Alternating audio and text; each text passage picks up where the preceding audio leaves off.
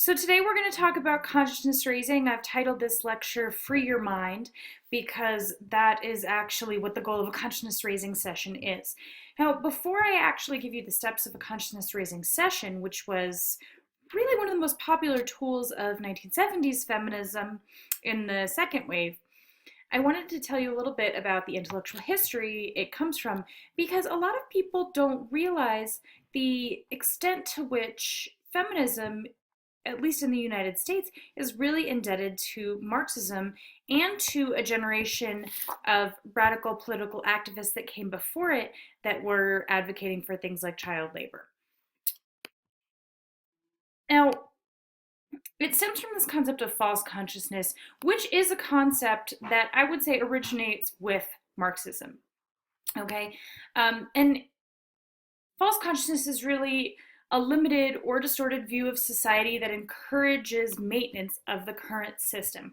So, for example, if you're working in a factory and you believe that if you just work hard enough, you will eventually be rewarded and you will be promoted, and that this is in fact what's right and good, that will prevent you from, for example, seeking a strike. If you believe that your job at McDonald's is is important to the company's bottom line and that they can't actually afford to pay you as much as you deserve, and that you really need to be a team player, that's an example of false consciousness. Okay, so it's really any of the ideals um, that encourage people to be complicit with the system. Now, when Marx said it, of course, or when Marxists developed it, they were talking about what makes workers keep working for subsistence wages rather than resisting and striking and demanding more. When feminists talk about it, they oh, there you go. So for Marxism, it explains why the working class supports capitalism, and for feminists, it explains why women support patriarchy. So you might believe that um, it is really your job to keep the house looking correct, and that that is eventually what will fulfill you as a woman. You might believe that it's right for a man to be in charge, and that the reason that you're unhappy with it is because of the psychological deficiencies of women. All of those sexist justifications that we hear, when you believe it and buy into it, that is what is known as false consciousness. Now, I want to be clear, we don't really talk as much about false consciousness today in women's studies as people did at that time, because I think now feminists are a little bit more hesitant to tell other women that what they believe is just a result of false consciousness, right? But some people do have different cultural beliefs about what feminism is, and we try to be more accepting about that. But the second wave was a very heady time, and an angry time, and I think rightfully so in a lot of ways. Um, you know, what women experienced in the 1950s and 60s was was something that a lot of people were trying to fight against, right? And so when women first started to have their own movement, they used this concept that Marx had pioneered of false consciousness to try to explain why the system was endured and was so powerful, despite the fact that obviously it was disadvantageous to women. Um, but it was kind of a strange choice for women to use Marxism because women were never completely included in Marxist political philosophy and never really well accounted for within activist circles. So one of the basic tenets of Marxism is that workers are exploited and that they add more value to the company than they receive in salary and benefits. And that's one of the things that you need to learn to free your mind of that false consciousness, and to start to resist and demand more payment, more rights. And women looked at that and said, okay, fair enough, right? You add more value than what you receive in salary. What about housework, right? What about all of the work that women perform in the home that benefits their husbands, for which women are not paid at all, right? You know, the man still controls the finances, and still gets to go to work. And actually, when you talk about the exploitation of workers, you also need to keep in mind that there's a woman at home doing all that reproductive labor on that small budget, um, with, and there's another system of exploitation within these larger systems of exploitation in the home for everybody. And Marxist theory called it the woman question, and they weren't really sure what to do. Classical Marxists weren't really sure what to do with this idea. They thought that perhaps feminists were right, that there was some level of exploitation going on in the home, but what a lot of people said was, well, once we overthrow capitalism and the revolution comes, then women will be fine, right? It's only because of the low salaries of the workers. Like, once we take care of our issues, the real issues, then the woman question will just resolve itself. And at that point, I think feminists felt very dissatisfied with those answers, very dissatisfied with their male colleagues on the left who claimed to be all about radical politics, but didn't really want to talk as much about women's issues, or said, your issues are really secondary. Once we worry about capitalism and these sorts of important things, then we'll get to you next. And so Heidi Hartman, who is currently the president of the Institute for Women's Policy Research, a great, great, great place for you to look up any kind of current statistics regarding women, anything that it's the Institute for Women's Policy Research. So anything, any kind of government policy that may or may not affect women, they will do a full statistical analysis, and it's great, great stuff. So anyone, if it can be helpful to you at all in your YouTube video or helpful to you at all in your other research, please check it out. But before she was the president of IWPR, she wrote The Unhappy Marriage of Marxism and Feminism in 1979. And it was actually brilliant. One of my favorite pieces still. She compared allied social justice movements of Marxism and feminism, right? Because these were people who were on the left who were often working together. And she compared that to a married couple under English common law. And what she said about it was this.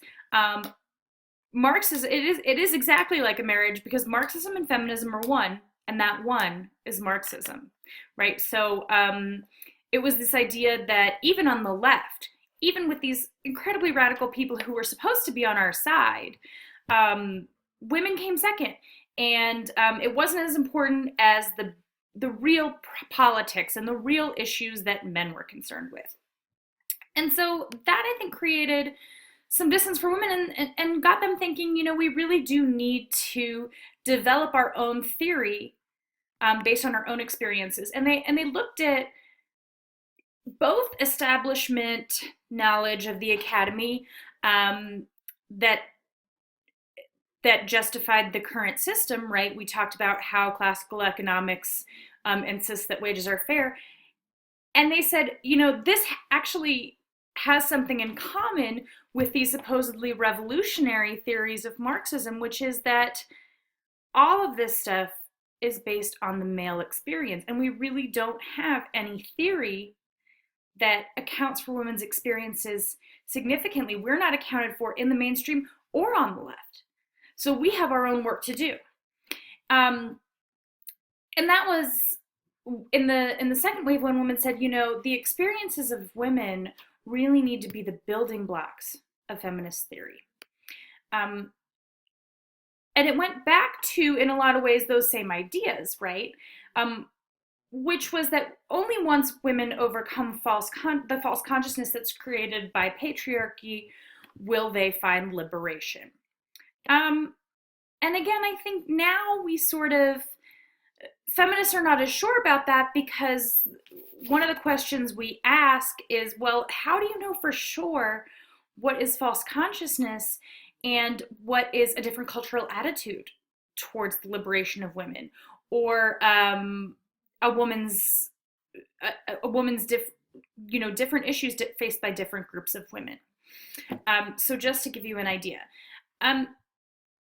But it really is an incredible thing. And this is where I start to struggle with the online class, because in my in-person class we actually do a consciousness raising session.